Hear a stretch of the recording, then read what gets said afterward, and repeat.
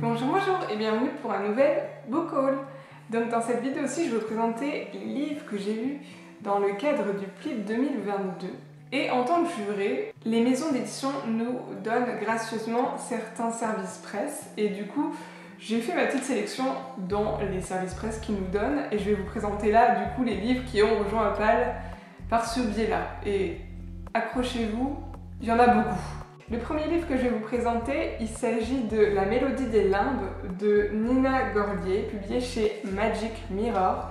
Et dans cette histoire-ci, on découvre une jeune fille qui a un don un peu spécial, c'est qu'elle est capable d'aller dans ses rêves où elle y rencontre son ami imaginaire qui est mi-corbeau, mi-humain, je crois que c'est ça. Et un beau jour, elle tombe en face d'une entité maléfique qui veut régir ce fameux monde des rêves. Et il va se passer plein de choses. Et c'est tout ce que je sais. Donc là, j'ai adoré la couverture. Franchement, elle était trop belle. Magic Mirror font souvent des réécritures de contes, mais je ne sais pas du tout quelle réécriture de conte c'est. On verra bien. Ensuite, toujours chez Magic Mirror, je vous présente Le Royaume sans ciel de Charlotte Embrun, je pense que ça se prononce comme ça. Là, on est dans une histoire où le royaume où se déroule l'histoire est sous un dôme et isolé de tout le reste du monde auquel il appartient.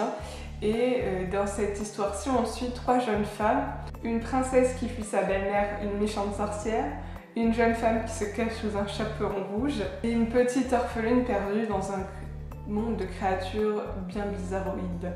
Et du coup, on va suivre ces trois jeunes femmes. Donc, on a reconnu le petit chaperon rouge, Blanche-Neige et Alice, de Alice au Pays des Merveilles.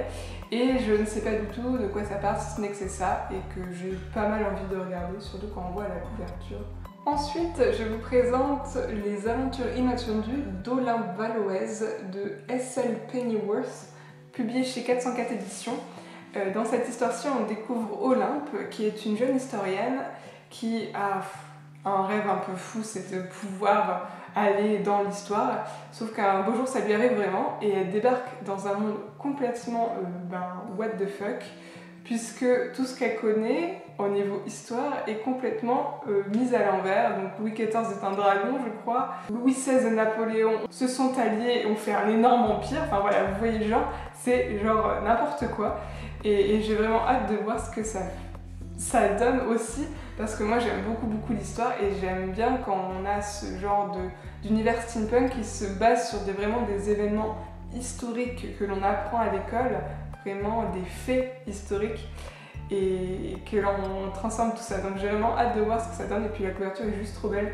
Ensuite, je vous présente L'Enragé, toujours chez 404 éditions, et écrit par Jennifer Tellier. Et dans cette histoire où on est dans un monde de fantasy bien dur, on découvre un roi qui est mourant et qui du coup entreprend, afin de faire survivre son royaume, de rechercher ses jumeaux, des héritiers qui ont disparu depuis des années. Pour ce faire, il embauche la mercenaire L'Enragée, une jeune femme très sanguinaire qui a tout un tas de combats à son actif, sauf que l'on ne sait pas qui est cette jeune femme. Et donc elle va se lancer dans cette quête, et on va aussi explorer son passé et de voir d'où vient cette fameuse enragée. Donc voilà, j'ai hâte de lire. Je sais que Stéphanie de la chaîne Picky Booking l'avait lu et qu'elle l'avait beaucoup apprécié. D'ailleurs, il était dans ma wishlist en fait. Et là, je suis contente de l'avoir. Le dernier, Ariel Ozol, qui est publié chez 404 éditions, encore. Et il s'agit de Pénombre. Dans cette histoire-ci, en fait, chaque dizaine d'années, je crois à peu près, le monde est plongé dans les ténèbres, un petit peu en mode Winter is coming. Et c'est un petit peu le dawa, hein, faut pas se mentir. Et ça transforme les vivants en monstres. Mais ça donne aussi aux nouveau-nés des pouvoirs un petit peu mystérieux et très puissants. Et ces enfants-là sont appelés les Éclipsiens. On découvre une de ces jeunes filles, sauf qu'en fait, la fameuse nuit éternelle est en train d'arriver beaucoup plus tôt qu'avant, genre une décennie avant qu'elle devait arriver. Et bien sûr, c'est branle-bas de combat, et on va suivre cette jeune fille donc dans ce monde-ci. J'en sais pas plus et j'ai pas envie d'en savoir plus, je vais me laisser le plaisir de la découverte.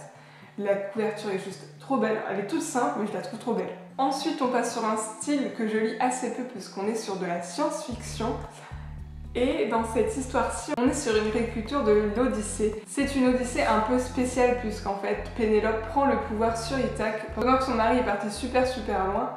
Et en fait on voit comment cette Pénélope-ci s'est imposée en tant que reine d'Ithaque à travers différents personnages, donc dans ce monde plein de vaisseaux spatiaux. Et j'ai vraiment hâte de le voir parce que moi j'adore la mythologie grecque et je me demande bien dans un monde plein de vaisseaux spatiaux comment ça peut être transposé et comment est gérée Pénélope, parce que c'est quand même un personnage un petit peu sur le côté dans l'Odyssée, elle fait qu'attendre finalement. Et là j'ai hâte de voir ce côté-ci de Pénélope, vraiment plus badass, plus maîtresse d'elle-même, peut-être même horrible, ça se trouve. Donc ça me tente vraiment de découvrir. Je pense que celui-ci, vous l'avez déjà vu passer beaucoup de fois sur les réseaux sociaux. Il s'agit de La passeuse de mots de Alaric et Jennifer Twice. Donc le premier livre, la couverture est juste sublime. Il est publié chez Hachette. Et dans cette histoire-ci, on est dans un monde où les mots ont beaucoup de pouvoir. C'est-à-dire que dès qu'on les prononce, il se passe quelque chose. On découvre Arya, je crois que ça s'appelle, un truc comme ça, comme Arya Stark. Et qui, elle, est une petite fille passionnée de livres, sauf qu'elle a aussi la clé, peut-être, pour la rébellion de supprimer un traité qui restreint la magie. Et c'est tout ce que je sais, et franchement, j'ai vu que des bons avis. C'est un livre qu'on a vu beaucoup passer aussi, donc il a eu une très bonne presse. On verra bien ce que ça donne. Ensuite, je vous présente Les Ménades de Nicolas Texier, publié chez Les Moutons Électriques, et là on se retrouve après la guerre de Troie. On découvre 3 jeunes filles qui ont été initiées au rite de Dionysos, qui sont devenues ménades. Sauf qu'un beau jour débarquent des pirates, elles arrivent à éviter de se faire capturer. Sauf que ces pirates les poursuivent parce qu'ils veulent récupérer le prêtre qui leur a enseigné ces rites.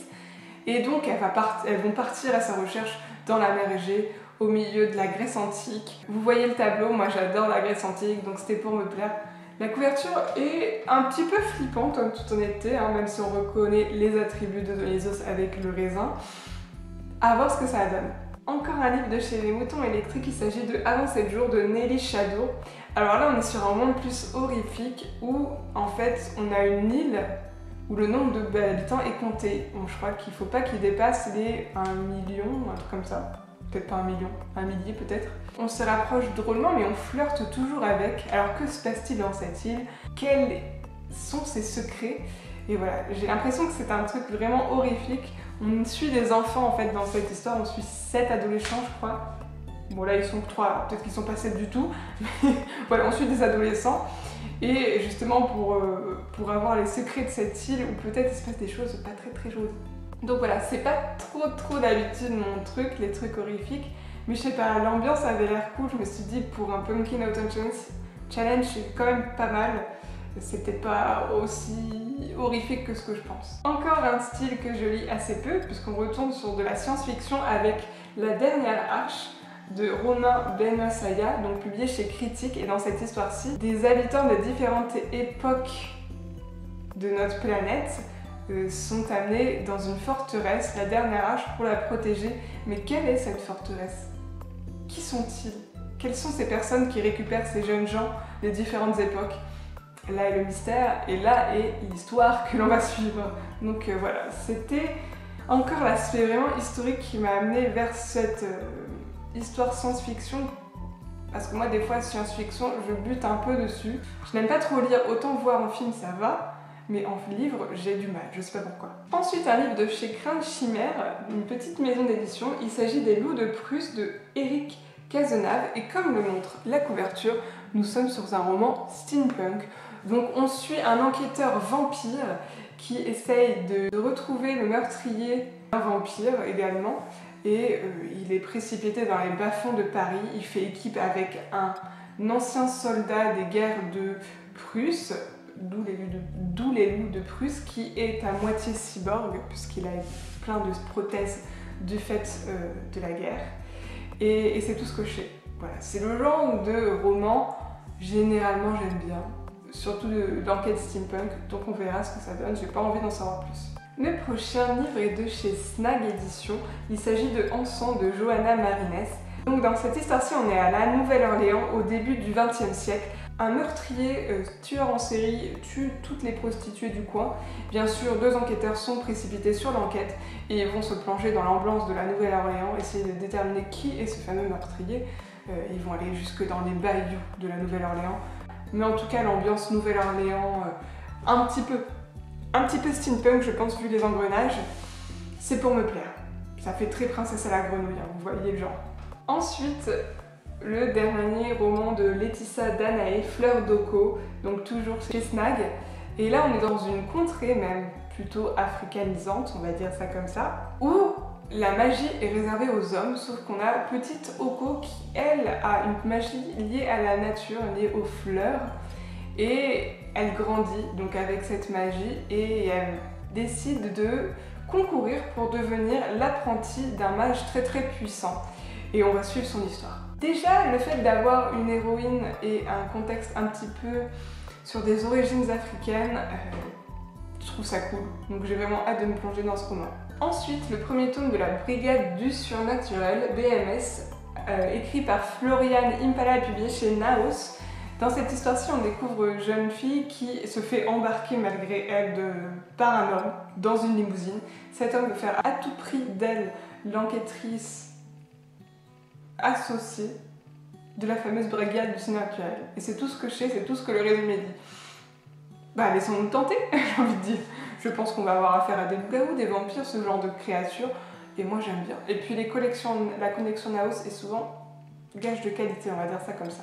Ensuite, je vais vous parler de XDI, donc publié chez ActuFS de SF plutôt, de Damien Snyder. Donc dans cette histoire-ci, on suit un elfe cambrioleur et une humaine membre d'une organisation secrète qui détient un talisman très convoité, et tout ça dans une France steampunk du 19e siècle, début 20e je pense.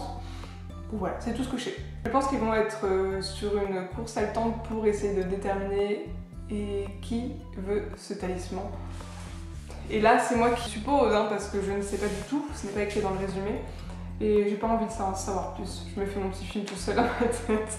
Ensuite, également chez ActuSF, j'ai choisi d'ajouter à ma pile à lire Du roi, je serai l'assassin de Jean-Laurent Del Socorro. On est au moment de l'Inquisition espagnole et on suit 2 jumeaux, un garçon et une fille qui sont musulmans je crois, et qu'on envoie en fait en France pour échapper à cette fameuse Inquisition, sauf qu'ils tombent en France, et en France aussi c'est pas le top, hein, ce temps-là, il y a des guerres de religion. Et ils vont se retrouver catapultés dedans. Apparemment, c'est le 4e tome de la saga de Vent et de Colère, je crois, c'est ça le nom, de Jean-Laurent Del Socorro, dont j'ai le premier tome dans ma pile. Donc, je pense que je suis pas prête de lire celui-ci, hein, s'il faut que je commence par le début.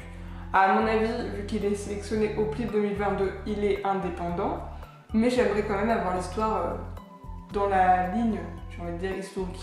De toute façon, j'ai confiance en Jean-Laurent Del Socorro, il mêle très bien fantastique, fantasy et histoire. Ensuite, un livre que je pense que vous avez également vu pas mal passer, il s'agit de Biotaniste, donc publié chez Naos, de Anne-Sophie Devriès.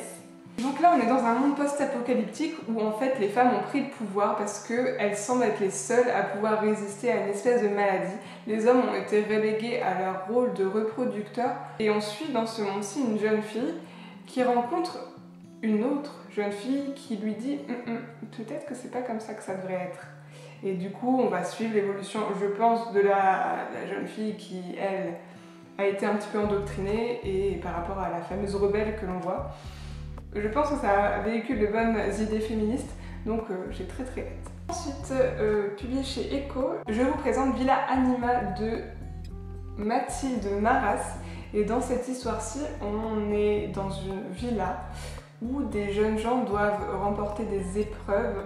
Notre héroïne que l'on suit, elle veut à tout prix la remporter pour avoir le droit de vivre et de choisir sa vie, et notamment d'interrompre une grossesse qu'elle ne souhaite pas avoir. Et elle va devoir se battre contre ses homologues masculins parce qu'elle est toute seule, je crois, en tant que fille. J'ai l'impression qu'on est à la croisée entre Hunger Games et quelque chose de féministe.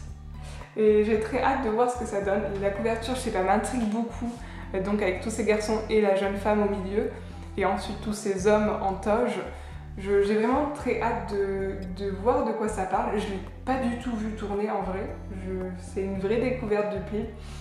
Donc je pense que je vais le lire assez rapidement. Et enfin, je vais vous présenter À la croisée des rêves de Ellie Soin, publié chez Inceptio. On suit une jeune femme qui a la capacité, pareil que pour le premier livre dont je vous ai parlé, d'aller dans un monde onirique de rêves, d'aller dans les rêves de chacune des personnes qui existent sur Terre.